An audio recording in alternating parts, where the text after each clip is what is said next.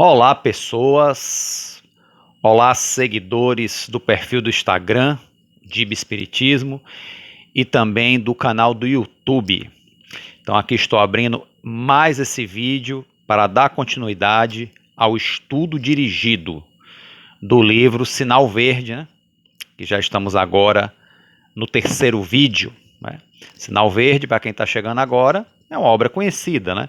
É uma obra do espírito André Luiz, psicografada por Francisco Cândido Xavier, o nosso Chico Xavier, e que nos dá uma série de orientações, né, em termos cotidianos mesmo, para questões basicamente cotidianas. E o sinal verde é justamente no sentido de nós nos libertarmos, né, dos nossos grilhões de sofrimento, tanto o que a gente sofre e o que fazemos os outros sofrerem, sobretudo, né? Que tudo isso atrasa a nossa marcha. Então, se libertar dessas vibrações negativas é poder seguir em frente, ou seja, é abrir o sinal verde, né? Fazendo analogia à sinalização de trânsito, né? Então, assim, chegamos aqui então no terceiro vídeo, ao capítulo 3, né? Que André Luiz traz mais uma ótima reflexão para todos nós nesse sentido. E ele vai falar justamente nesse capítulo 3, nos domínios da voz. Justamente o que eu estou usando agora, ó, a voz, né? Um momentinho. Ajeitar aqui para a voz sair melhor, né? Então, nos domínios da voz, né? A voz que é um instrumento, por exemplo, eu que faço preleção, né? Preleção espírita, palestra, essas coisas todas, né? Me utilizo da voz, né? A voz é a ferramenta, não é ela que produz as ideias, né? Quem produz as ideias é a mente, né? Mas é ela, a voz, que é o veículo, né? Ao qual as ideias da mente, do pensamento, se materializam, né? Quer dizer, pelo menos, não digo que se tornam materiais, mas elas são expressas para o mundo exterior, ok? Tanto que tem a frase de Jesus, né? A boca fala do que está cheio o coração. Assim, eu nem sei se sempre, né? Porque quando estamos em atos de hipocrisia, a gente não fala o que realmente está dentro da gente, né? Mas em algum momento escapole, né? Jesus, que, né, foi a encarnação da sabedoria, né, aqui na Terra, sabe que por mais hipócrita que queiramos ser, por mais que nossos discursos, aquilo que a gente fala, fuja do que realmente a gente é, em algum momento, escapole e a boca fala assim do que está cheio o coração, ok? Então vamos lá. André Luiz começa no primeiro parágrafo, né, desse capítulo, nos domínios da voz, nos dizendo assim: observe como vai indo a sua voz. Como vai a sua voz? Você, como vai a sua voz? Eu tenho uma dificuldade na voz porque eu tenho um problema de alergia respiratória e volta e meia sai uma fungada no meio do vídeo. Peço perdão a todos, né? Tem dias que é mais, tem dias que é menos, mas vamos lá. Então, observe como vai indo a sua voz, porque a voz é dos instrumentos mais importantes na vida de cada um. Olha só. A voz não é o instrumento, é dos, quer dizer, da série de instrumentos mais importantes das nossas vidas, a voz é uma delas, né? Então, André Luiz já começa assim esse parágrafo.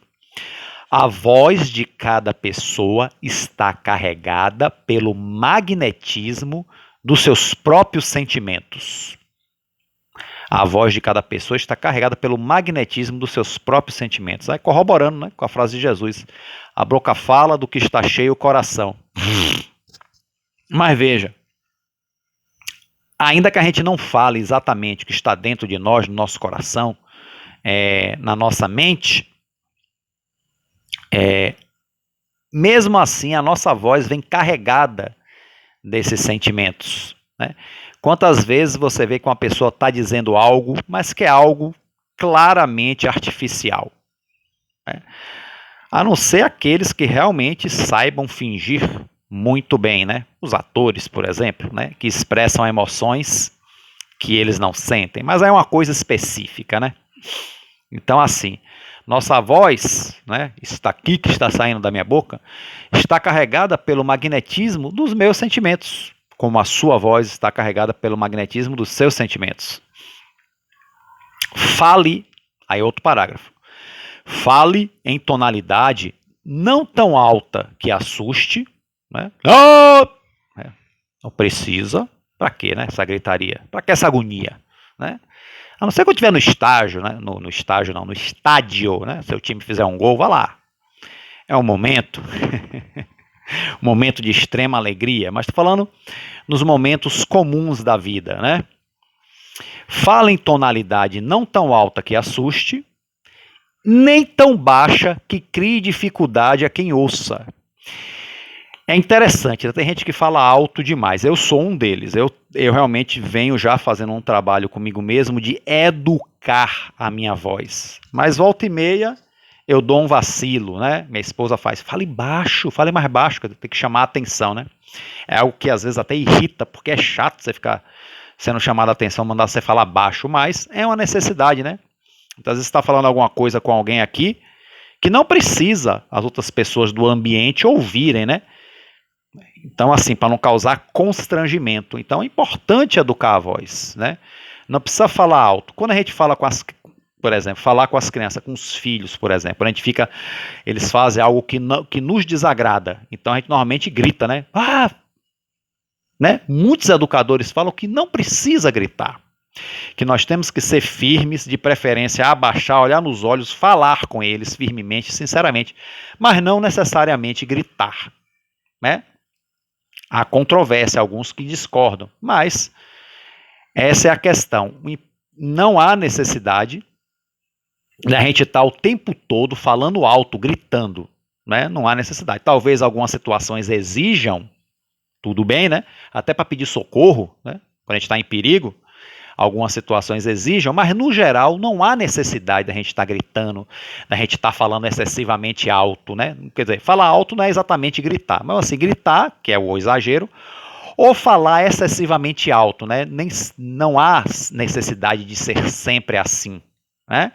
Então, fora essas necessidades especiais, mantenhamos um tom mediano, nem tão alto que assuste e nem tão baixo que as pessoas não escutam, que tem gente que fala que parece que está falando assim. Eu quero, fui numa clínica uma vez, o recepcionista falava assim, ô senhor, não sei o que, o que, meu amigo? Eu não estou ouvindo, você podia falar, ainda mais com a máscara, que agora com a pandemia todo mundo usa máscara, você podia falar mais alto, desculpe, ou você está falando alto demais, ou eu estou ficando surdo, não é possível. Ele, não senhor, é porque você me dá o documento, bom, agora você falou. Então, é necessário que também tenha-se um timbre de voz que a gente escute, né? Então vamos lá. Sempre é aconselhável repetir com paciência o que já foi dito para o interlocutor quando necessário, sem alterar o tom de voz, entendendo-se que nem todas as pessoas trazem audição impecável. Então, tem gente que tem raiva e tem que repetir as coisas. Mas eu já falei. Aí, quando fala uma segunda vez, já é gritando, né? Você vê que o André Luiz aponta aqui que nem todo mundo tem uma audição impecável, certo? Mas nem sempre é questão de problemas com a audição. Às vezes a pessoa tem problemas de entender realmente, né? De captar, de decodificar o que a gente está falando. E aí necessita que a gente tenha mais paciência e falar mais pausado, explicar de novo, né? Somente acontece muito com pessoas idosas, por exemplo, né? A gente tem que falar, explicar de novo, né? Então é uma coisa realmente que é um exercício de paciência, coisa que nem sempre a gente tem, né, gente? Mas é isso aí. Mas às vezes é necessário que a gente se repita mesmo, principalmente quando são coisas importantes. Se forem coisas banais, né? É melhor até deixar para lá do que tá se aborrecendo, né, não? Então vamos lá. Deixa eu baixar aqui esse. Isso. Vamos lá. No outro parágrafo, André Luiz diz: a quem não disponha de facilidade para ouvir, ou seja, quem tem dificuldade para ouvir mesmo, né? Nunca dizer frases como estas. Olha só. Você tá surdo? Né? Quando a gente fala para a pessoa não escuta, a gente diz: ó, rapaz, tá surdo, é? Tá com o ouvido não sei aonde, né? Ainda, né, usar essa expressão chula, né? Você tá surdo? Você quer que eu grite? Quer dizer, a pessoa quando pergunta, você já tá gritando. Você quer que eu grite? Quantas vezes você quer que eu fale? Ou, já cansei de repetir isso. Né? Então são coisas que quando a gente fala, a pessoa não escuta, essa é uma frases recorrentes, entre outras, né, que tiram a nossa paciência, né? Isso aí porque, gente, como eu falei, né, no parágrafo anterior, algumas pessoas têm dificuldade de processar o que é dito, né? E alguns têm dificuldade de audição e muitas vezes não sabem, né? Então, eu conheci mesmo uma senhora que tinha maior dificuldade de ouvir, a gente falava, ela não ouvia, e se perdia a paciência com ela. Depois ela fez um teste de acuidade auditiva e viu que tinha perda de audição mesmo. Então, por isso que é importante, né? Quando você falar com a pessoa e a pessoa tiver dificuldade de ouvir, você carinhosamente, de uma forma, né, que não constranja. Porque assim, engraçado, né? Quando a pessoa tem dificuldade de enxergar e você diz, olha, é melhor procurar um oftalmologista, né, que talvez precise de óculos. Ninguém se ofende. Mas quando diz que a pessoa pode estar com dificuldade na audição, procurar um otorrino, a pessoa se zanga. Tá me chamando de surdo, é? É interessante essa das incoerências de nós seres humanos, né? Mas é isso. Então, André Luiz pede que a gente evite de fazer, né, coisa que a gente faz muito, né? Essas frases, né, super doces e educadas que eu descrevi aqui, que eu até falei no tom mais ou menos como se diz, mas sabemos que o tom muitas vezes é até muito mais alto, né? A voz, continuando a leitura, a voz descontrolada pela cólera, gente, é raiva, irritação, a pessoa fica colérica, né? A voz descontrolada pela cólera, no fundo, é uma agressão, e a agressão jamais convence. Então, a voz descontrolada pela raiva, né, pela cólera, é um tipo de agressão também, né? Pode não ser uma agressão física, mas é uma agressão verbal, uma agressão psicológica, né, que a gente não gosta. É engraçado que nós não gostamos que gritem com a gente, mas volta e meia nós gritamos com os outros, né? Acho que isso é uma questão de educação psicossocial, né? Acho que tem que ser educação psicossocial, que as pessoas realmente aprenderem a conviver falando num tom suficiente para que o outro possa compreender. E tendo compreensão com aqueles que têm mais dificuldades em decodificar o que se fala, seja por uma deficiência auditiva ou seja por dificuldade de processamento mesmo, né? Porque a mente de cada um tem velocidades diferentes, tem gente que tem dificuldades mesmo no campo da cognição, por exemplo, né? E aí fica um pouco mais difícil. Simplificar as palavras ajuda também. Então, a voz descontrolada pela cólera, no fundo, é uma agressão, e a agressão jamais convence. Assusta, obriga, né? Mas não convence. Converse com serenidade e respeito, isso é que é o ideal.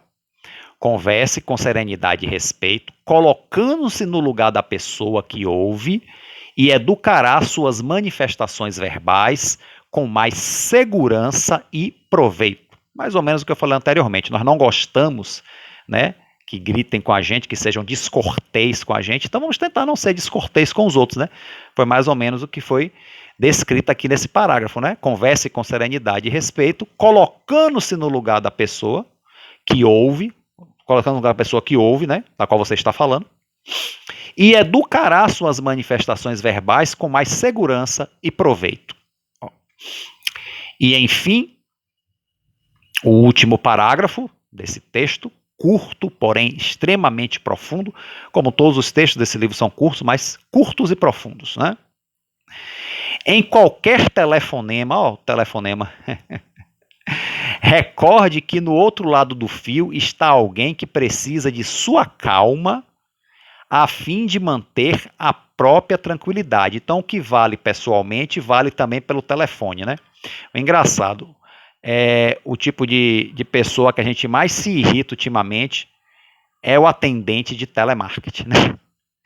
realmente perturbam, é verdade, enche o saco muitas vezes, são insistentes, né? E a gente realmente muitas vezes se desequilibra, mas pensem também, gente, que é o trabalho deles. Eles estão ali porque precisam daquele emprego e há uma pressão de cima da chefia para que eles façam exatamente aquilo. Que se não fizerem, perde o emprego, já tem outro ali na fila esperando a vaga, né? Não é que você vai aceitar, né, alguém ficar te perturbando por telefone, mas saiba encerrar o assunto com classe. Olha, querido, não estou interessado, desculpe, mas eu vou desligar. Desculpe, eu vou desligar, perdão, eu tenho um compromisso. Passa bem e fica com Deus. Se ele continuar falando, paciência, você se despediu, você foi educado, né? Mas, né, xingar e não sei o quê. Ou então quando a gente precisa de alguma coisa, a gente precisa de uma informação, aí passa, vou passar para outro setor, e fica com aquela musiquinha. Rapaz, aí realmente é um teste de paciência daqueles, né? Mas aí a gente respira fundo, aí passa para outro. Rapaz, realmente são coisas assim, falou essa questão do telefone, é um teste de paciência. E nós espíritas, como nos comportamos diante dessas experiências, né? Com o telefone, com a dificuldade de ligar para um lugar e tem informação e passa para um, passa para outro, ou conseguir marcar uma consulta, ou conseguir o que quer que seja. Realmente é um teste de paciência, viu? Mas o importante é respirar fundo e insistir. Se realmente é necessário que complete-se essa ligação, o jeito é insistir, respirar fundo e tentar manter a calma, porque ficar nervoso também não vai resolver o problema. O que vai resolver realmente é a insistência, né? Muitas vezes nem isso, né? Porque tem situações que, Ave Maria, então, como diz um amigo meu, só o pai, viu? Só muita oração, ok? Então é isso. Então, nos domínios da voz está aí, né? Vamos utilizar o melhor possível essa nossa ferramenta, que também é uma ferramenta de evolução, se for bem utilizada. Como qualquer outra ferramenta, né? Como qualquer outra ferramenta, a voz, se bem utilizada, também é uma grande ferramenta de evolução, de crescimento espiritual. E vamos encerrando por aqui mais esse vídeo, né? Obrigado a todos que chegaram aqui até o final. Um forte abraço, fiquem com Deus.